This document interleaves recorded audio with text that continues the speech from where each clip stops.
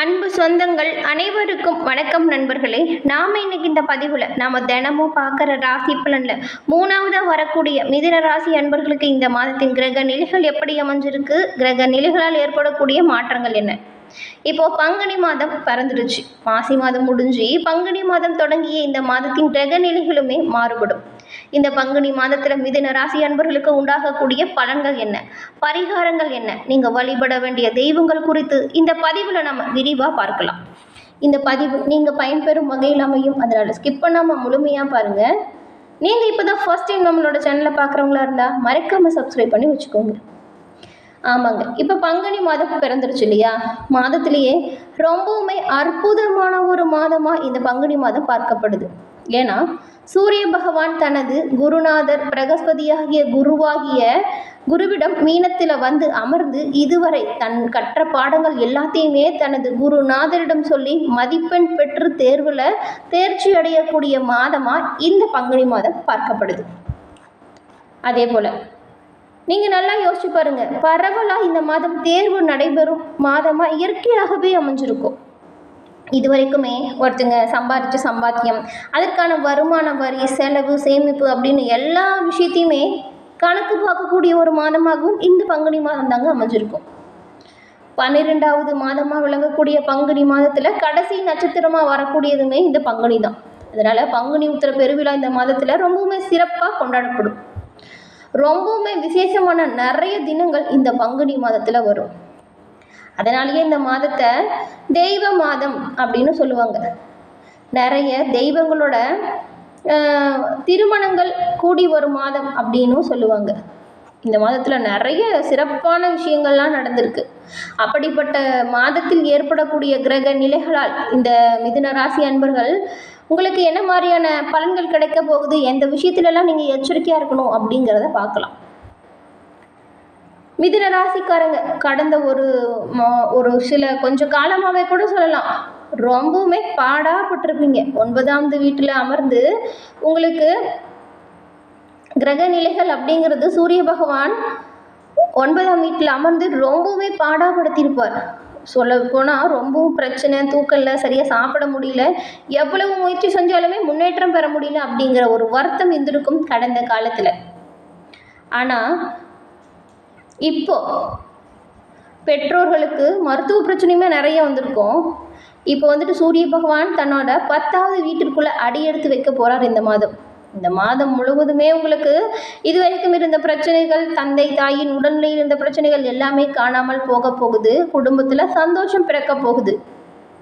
குடும்பத்தில் நீங்கள் எதிர்பார்த்தது எல்லாமே விரைவில் நடக்கும். கணவன் மனைவிக்குள் இருந்து வந்த பனிப்போர் எல்லாம் சரியாயிடும். ஒரு சந்தோஷமான சூழ்நிலை உருவாகும். மிதுன ராசிக்காரங்க புதன் பகவான ராசி அதிபதியாக கொண்டவங்க. இதில் புனர்பூசம், மிருகசீரிடம், திருவாதிரை அப்படின்னு 3 நட்சத்திரங்கள் அடங்கியிருக்கு. இந்த 3 நட்சத்திரக்காரங்களுமே புதன் கிழமையில் பெருமாள் வழிபாடு செய்கிறது உங்களோட வாழ்க்கையில் பல முன்னேற்றத்தை கொடுக்கும். உங்களுக்கு திருப்பதி ஏழுமலையான் பிடிக்கும் என்றாலும் இந்த வீடியோ பதிவின் கமெண்ட்டில் திருப்பதி ஏழுமலையானுக்கு போற்றி அப்படிங்கிற மந்திரத்தை 3 முறை பதிவிடவும் செய்யுங்க. நாராயணன் அருளால் உங்களோட வாழ்க்கையில் நடக்கக்கூடிய அனைத்து விஷயங்களுமே நல்லதாக நடக்க வாழ்த்துக்களையும் இறைவனிடம் பிரார்த்தனையும் செஞ்சுக்கிறோம். அதே போல் இந்த கண்திருஷ்டி கோளாறுகள்லேருந்து விலக்கு பெறணும் அப்படின்னு நீங்கள் நினச்சிங்கன்னா கருங்காலியான பொருட்கள் உங்களுக்கு நல்ல ஒரு பலன் கொடுக்கும். ஒரிஜினல் கருங்காலியாலான பொருட்கள் வேணும் அப்படின்னு நீங்கள் நினச்சிங்கன்னா நான் சொல்கிற வாட்ஸ்அப் நம்பருக்கு நீங்கள் வாட்ஸ்அப் பண்ணி வாங்கிக்க முடியும். 90 87 67 77 89 இந்த நம்பருக்கு வாட்ஸ்அப் பண்ணி கருங்காலி மோதிரம், கருங்காலி மாலை, கருங்காலி பிரேஸ்லெட் அப்படின்னு 3 வகையாக இருக்குது. உங்களுக்கு என்ன ஒரு பொருள் தேவைப்படுதோ அதை ஆர்டர் பண்ணி வாங்கிக்கோங்க. கண்திருஷ்டி கோளாறுகள் வந்து முழுமையாக விலக்கு பெற இந்த கருங்காலி உங்களுக்கு உறுதுணையாக இருக்கும். பூர்வ புண்ணிய அதிபதியான சுக்கிர பகவானுமே இந்த மாதம் முழுவதுமே உங்களுக்கு சாதகமான வீடுகளில் பயணம் செய்கிறாங்க. இதனால் என்ன நடக்கும் அப்படின்னு பார்த்தா உங்களுடைய பிள்ளைகள் இருக்காங்க இல்லையா, அவங்களோட படிப்பு சிறப்பாக இருக்கும், ஆரோக்கியம் சிறப்பாக இருக்கும். திருமணம் தொடர்பான கவலைகள் அனைத்துமே விலகி திருமண வாய்ப்பு உண்டாகும். உங்களுடைய பிள்ளைகள் படிப்பில் நல்ல ஒரு முன்னேற்றம் காணக்கூடிய வாய்ப்பும் அமையும். நல்ல அலுவலகத்தில் வேலை கிடைக்கும். வேலை செய்யும் பிள்ளைகளுக்கு திருமணம் கூடி வருவதற்கான வாய்ப்பு அமையும். பழைய இடத்தை கொடுத்துட்டு கூட புதிய இடம் வாங்குவதற்கான வாய்ப்பு அமையும். இதுவரைக்கும் பட்ட கஷ்டத்துக்கு எல்லாமே பலனாக பல வாய்ப்புகள் உண்டாக போகுது. ராசிநாதன் புதன் சாதகமாக இருக்கிறதுனால எல்லா விஷயத்திலுமே உங்களுக்கு வெற்றி தான் இனிமே. பங்குனி மாதத்தின் பிற்பகுதியில் மட்டும் கொஞ்சம் ஆரோக்கியத்தில் கவனம் செலுத்துவது நல்லதாக இருக்கும். அதே போல் பணம் கொடுக்கல் வாங்கல நீங்கள் கவனமாக இருக்கணும். பங்குனியின் பிற்பகலில் புதன் வக்கரமாகும் பொழுது நிதானமாக இருக்கிறது நல்லது. சகோதரர் வகையில் உங்களுக்கு எல்லா விதமான உதவிகளுமே தக்க சமயத்தில் கிடைக்கும். ஆனால் நீங்கள் நிதானமாக செயல்பட்டால் சிறப்பான யோகங்களையுமே பெற முடியும். அரசு சம்பந்தப்பட்ட காரியத்தில் வெற்றி வாய்ப்பு கிடைக்கும். வியாபாரம் இந்த மாதம் முழுவதுமே லாபம் நிறைந்ததாக இருக்கும். புதிய கிளை தொடங்கிறது, புதிய ஏஜென்சி தொடங்குவதற்கான வாய்ப்பும் ஏற்படும். உத்தியோகத்தில் இந்த மாதம் முழுக்க முழுக்க உங்களுடைய கை ஓங்கியிருக்கும். எல்லா விதத்திலையுமே வெற்றி உண்டாக போகுது. இந்த பங்குனி மாதம் உங்களுக்கு வெற்றியை கொடுக்கும். மேலும் பல வெற்றி வாய்ப்புகள் தானாக வந்து சேரவும், உங்களோட முயற்சிகள் அனைத்தும் வெற்றி வாய்ப்பை கொடுக்கவும், நீங்கள் வராகியம்மனை வழிபட்டு வருவதும் சிறந்த பலன்களை கொடுக்கும். நடைபாதையில் வசிக்கிறாங்க இல்லையா, அவங்களுக்கு தயிர் சாதம், குடை, கால நிதானமாக வழங்குங்க. அபரிவிதமான நல்ல பலன்கள் உங்களுக்கு அள்ளி கொடுக்கக்கூடிய வாய்ப்பு இந்த மாதம் அமைஞ்சிருக்கு. அது மட்டும் இல்லாமல் இந்த மிதுன ராசியில் இருக்கக்கூடிய புனர்பூசம், மிருகசீரிடம், திருவாதிரை உங்களுக்கு என்ன மாதிரியான வாய்ப்புகள் உண்டாகும் அப்படின்னு பார்த்தா, முதல்ல மிருகசீரிடக்காரங்களுக்கு அறிவின் துணை கொண்டு வாழ்க்கையை நடத்தி வரும் உங்களுக்கு இந்த மாதம் நிதானமாக செயல்பட்டால் பல வெற்றி வாய்ப்புகளை பெறலாம். ஏப்ரல் 7ஆம் தேதி வரைக்குமே செவ்வாய் ராசிக்குள்ளேயும் அதன் பிறகு 2ஆம் இடத்துலையும் சஞ்சாரம் செய்யறதுனால நீங்கள் எல்லா செயல்களையுமே கவனமாக செயல்பட்டால் சிறப்பான பலனை பெற முடியும். சில வேளைகளில் அவ்வப்போது சின்ன சின்ன சங்கடங்களுமே வரும். மாதத்தின் பிற்பகுதியில் உடல் நிலையில் சிறு கோளாறுகள் வரலாம். புதன் வக்கரமாக இருக்கும் பொழுது எந்த ஒரு விஷயத்துலையுமே நீங்கள் நிதானமாக செயல்படுறது நல்லது. கொடுக்கல் வாங்கல கவனமாக இருங்க. புதிய ஒப்பந்தங்களில் கையெழுத்து போடுறதா இருந்தால் கொஞ்சம் எச்சரிக்கையோடு செயல்படுங்க. ஃபுல்லாக படித்து பார்த்துட்டு கையெழுத்து போடுங்க. இடம் விற்கிறது வாங்கிறது போன்ற விவகாரத்தில் கூடுதலாக விழிப்புணர்வோடு செயல்படணும்.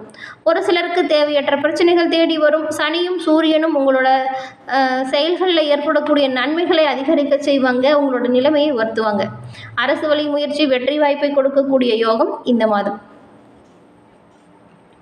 அதன் பிறகு திருவாதிரை நட்சத்திரக்காரங்களுக்கு எந்த எல்லைக்குமே செல்லக்கூடியவங்க தான் நீங்கள். பிறந்திருக்கும் மாதம் கவனமாக செயல்பட்டால் சிறப்பான யோகத்தையும் கொடுக்கக்கூடிய மாதம். ஜீவன சாணத்தில் சூரியன், புதன், சுக்கிரன், ராகு என கிரகங்களோட சஞ்சாரம் இருக்கிறதுனால வியாபாரம் பற்றின சிந்தனை மேலோங்கும். நீங்கள் நினச்ச வேலைகளை நினச்சபடி நடத்தி முடித்து காட்ட போகிறீங்க. முயற்சிக்கேற்ற லாபம் உண்டாகும். சூரிய பகவானார் தொழிலால் நல்ல ஒரு முன்னேற்றம் வரும்.